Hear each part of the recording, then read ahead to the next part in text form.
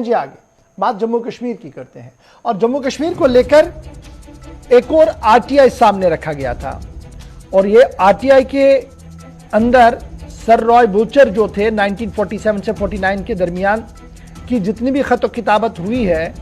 उसको मांगने की कोशिश की गई थी Nehru memorial museum and library से, लेकिन सीआईसी या आरटीआई का एक्ट जो है उसका हवाला देते हुए एक मारूफ आरटीआई एक्टिविस्ट ने दिल्ली में इसकी जानकारी लेने को दी, लेकिन सरकार ने फिलहाल जानकारी देने से मना कर दिया और यह कहा है कि मैटर सेंसिटिव है और इसको अकॉर्डिंगली ही देखा जाएगा। वेंकटेश नायक साहब किसी तारुफ के मोहताज नहीं है और वेंकटेश नायक ने देश भर के अंदर कई अहम आरटीआईज लगाई हैं और बहुत बड़े खुलासे की हैं।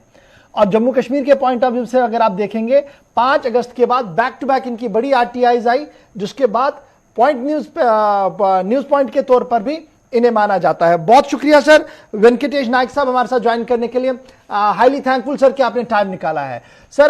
पहली बात जो आपसे जानना चाहूंगा वेंकटेश जी, वो सीधी बात ये है कि आरटीआई जो आपने की थी इसका बैकड्रॉप क्या था, क्या कुछ आप जानना चाहते थे और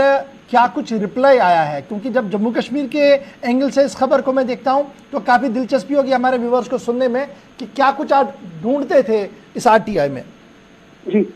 बिल्कुल, जहां तक मेरी खोज का जो सिलसिला है 1947-48 में जम्मू कश्मीर में जब भारत के संघ का राज्यारोहण किया, आप इंस्ट्रूमेंट ऑफ एक्सेशन बोलते हैं, तो उस जमाने के जो वाकया थे, वारदात थे, उनके बारे में बहुत सारी किताबें लिखी गई, बहुत सारे आर्टिकल्स छापे गए, लेकिन कुछ बातें ऐसी हैं जो अभी तक अंधेरे में है। तो इसी विषय के बारे में नेहरू मेमोरियल म्यूजियम और लाइब्रेरी के यहाँ जहाँ मैं मेंबर था, वहाँ पर रिसर्च करने के दौरान मुझे पता चला कि 1947 और 48 के बीच में जो हमारे थल सेना है, आर्मी है, उसके जो द्वितीय सेनाध्यक्ष जो बने, उस जमाने में उनको कमांडर इन चीफ बोला करते थे। आज की तारीख में सुप्रीम कमांडर इन चीफ हमारे देश के राष्ट्रपति हैं, तो अभी संविधान बना नहीं था उस वक्त। तो ये जनरल सर रॉय बूशर करके एक सीनियर वरिष्ठ सेना के अधिकारी थे जो सेना के कमान संभाली थी।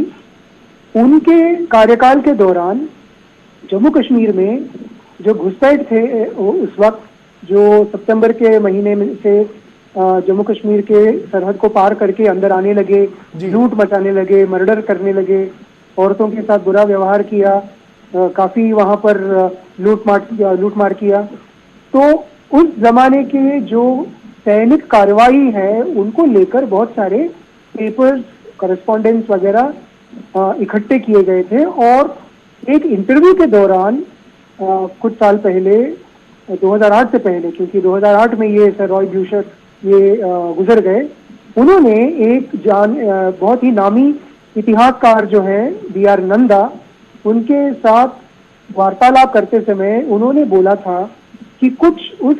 1947-48 के कार्याचरण के पेपर्स, रिकॉर्ड्स वगैरह उन्होंने फाइल्स के रूप में नेहरू मेमोरियल म्यूजियम को रखरखाव के लिए उन्होंने दिया हुआ है। फिर नेहरू मेमोरियल म्यूजियम के मैन्युस्क्रिप्ट का कैटलॉग जब मैंने खोज के ढूंढा,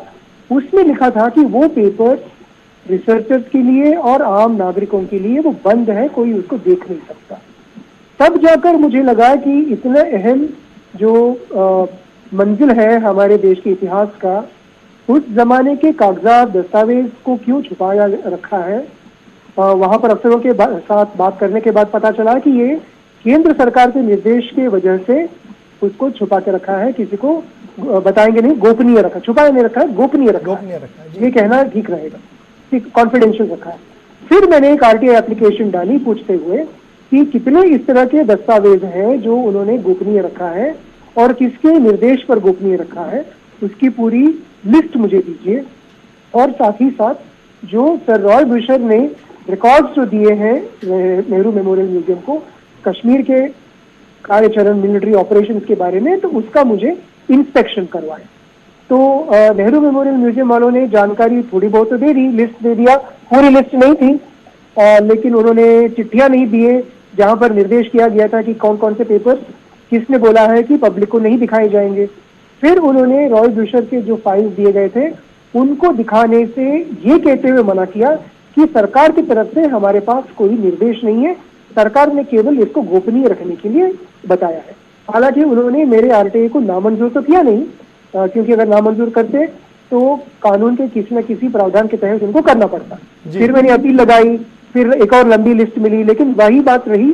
कि उन्होंने कहा कि सरकार के कहने के मुताबिक, खासतौर पर जो हमारा विदेश मंत्रालय है उनके निर्देश के मुताबिक सर रॉय बुशर के पेपर्स को गोपनीय रखा गया है। उसको लेकर मैंने केंद्रीय सूचना आयोग में द्वितीय अपील किया था, जिसका निर्णय अभी 2 हफ्ते पहले आया है, जो आपके सामने है। राइट सर, नायक सर, बड़ा इंपॉर्टेंट ये है, चूंकि आप रिसर्चर है और जम्मू कश्मीर के पॉइंट ऑफ व्यू से जिस रिसर्च को आप खंगाल रहे हैं, ये हिस्टोरिकली बड़ा इंपॉर्टेंट डॉक्यूमेंट है। अभी तक आपके हाथ जो लगा है,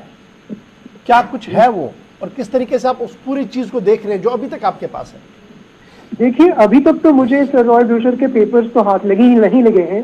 क्योंकि केंद्रीय सूचना आयुक्त ने केवल ये निर्देश दिया है कि नेहरू मेमोरियल म्यूजियम के पब्लिक इंफॉर्मेशन ऑफिसर को ये करना है कि जो विदेश मंत्रालय है वहां पर जो सक्षम प्राधिकारी है उनसे इजाजत लेकर सर रॉय बुशर के पेपर्स मुझे दिखाए जाए। ये उनका कुल मिलाकर उनके ऑर्डर का सारांश निकलता है। तो अब उस पर वो क्या कार्रवाई करेंगे, क्या इस आदेश के खिलाफ कोर्ट में नेहरू मेमोरियल म्यूजियम जाएगी, या फिर जो विदेश मंत्रालय है इजाजत देने से इनकार करेगी, तब मुझे शायद न्यायालय के दरवाजे खटखटाने पड़ेंगे। ये सारी बातें अभी बाकी हैं। लेकिन अभी तक तो जो जानकारी मुझे मिला है उसके मुताबिक जो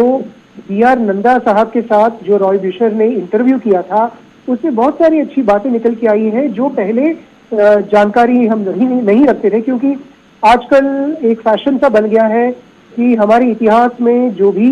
घटनाएं घटी हैं उनको तोड़ मरोड़ कर, उनको बिल्कुल ट्विस्ट करके आउट ऑफ कॉन्टेक्स्ट बताने की एक प्रथा हमारे यहाँ काफी सालों से चली है। उनमें से एक ये भी प्रथा है, ये भी बात बताई गई कि हमारे उस जमाने के प्रधानमंत्री पंडित जवाहरलाल नेहरू जी ने कुछ खास कदम नहीं उठाए, इन घुसपैठियों को बाहर निकालने के लिए काफी देरी करी, फिर बाद में उसको यूनाइटेड नेशंस लेके गए वगैरह वगैरह। तो उस इंटरव्यू से ये पता चलता है, क्योंकि उसका पूरा इंटरव्यू का जो टेक्स्ट जो है मैंने पढ़ा है, लेकिन पूरे उसकी कॉपी नहीं मिलती है, क्योंकि नेहरू मेमोरियल म्यूजियम के पॉलिसी के मुताबिक ऐसे मैन्युस्क्रिप्ट्स की केवल 1/3 पेज नंबर्स का ही फोटोकॉपी एक बार दिया जाता है। तो मेरे पास केवल 4-5 पेजेस ही मिले हैं, कुल मिलाकर कुछ 20 पेजेस का लंबा इंटरव्यू है वो। उसमें यही पता चला कि सर रॉय बुशर जो उस जमाने के आंखों देखी गवाह हैं और चश्मदीद गवाह हैं कि निर्णय कैसे लिए गए सरकार के द्वारा,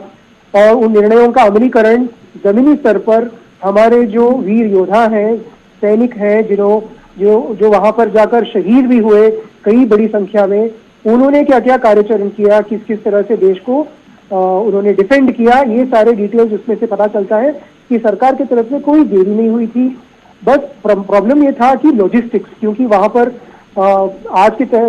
टाइप के मॉडर्न एयरफील्ड नहीं थे, नाइट फ्लाइंग वगैरह मुश्किल थे, लेकिन फिर भी बहुत ही मुश्किल हालातों में वहां पर हमारे सैनिक उतरे और कमान संभाली, अलग अलग जगहों से घुसपैठियों को तुरंत निकाला, कुछ जगह बहुत ज्यादा मेहनत करना पड़ा। ये सारी चीजें जो है उनके इंटरव्यू से पता चलते हैं। आपको मिली, क्या आपको एक्सपेक्ट है कि जिस हिस्ट्री को खंगालने की कोशिश में है जी, आप कामयाब होंगे इसमें, और एक प्रॉपर नैरेटिव 47 की कहानी का आएगा सामने, जिसको लेकर अभी अपने अपने तरीके से बड़े लोगों ने अपनी अपनी बातें लिखी हैं? देखिए, आपने बिल्कुल सही सवाल उठाया। जो हर व्यक्ति जो इतिहास को समझना चाहता है उनको सोचना और समझना जरूरी है कि कोई प्रॉपर नैरेटिव नाम की चीज इतिहास में नहीं होता, क्योंकि हम तो खुद चश्मदीद गवाह नहीं है, और अगर हम चश्मदीद गवाह होते भी हैं तो केवल कुछ ही वाकयों को, कुछ ही किस्सों को, कुछ ही प्रसंगों में हम लोग वहां पर मौजूद होते हैं। तो चूंकि हम लोग हमारी जो पीढ़ी है वो बहुत बाद की आई हुई पीढ़ी है, तो हम केवल आंकड़ों के आधार पर, तथ्यों के आधार पर, एविडेंस के आधार पर इतिहास का पुनर्निर्माण, जो रिकंस्ट्रक्शन जो होता है, उस काम को हम कर सकते हैं। तो कई सारे जाने माने इतिहासकार ने आज तक इस पर मेहनत लगाया है, लेकिन मुझे लगता है कि इस तरह के पेपर जो पब्लिक से गोपनीय रखे गए हैं उनमें शायद और भी कुछ तथ्य होंगे जो हमारे इतिहास के, उस जमाने के इतिहास के, जम्मू कश्मीर के इतिहास के समझ को शायद और मजबूत बना सकते हैं, या फिर कुछ बातों को शायद नए फैक्ट्स के नजर से देखेंगे तो हमारी जो पुरानी समझ है या सोच है वो शायद बदल सकता है। तो इसी उम्मीद पर मैंने ये मेहनत किया है, 2 साल लगे हैं, अब पता नहीं और कितना समय लगेगा, शायद कोर्ट में मुझे जाना पड़े, लेकिन इस बात को यहीं पर छोड़ने वाले नहीं है। जब तक वो रिकॉर्ड हासिल करने के लिए इजाजत नहीं मिलेगी, वो दिखाई नहीं जाएंगे, लड़ाई तो जारी रहेगी। कानूनी तरीके से ये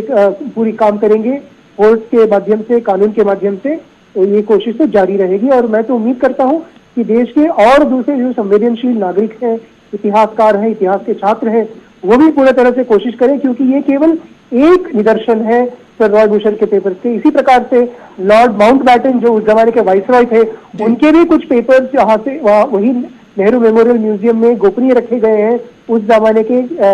प्रकरणों के बारे में। तो उन सबको मुझे लगता है कि आज की तारीख में 70 साल के बाद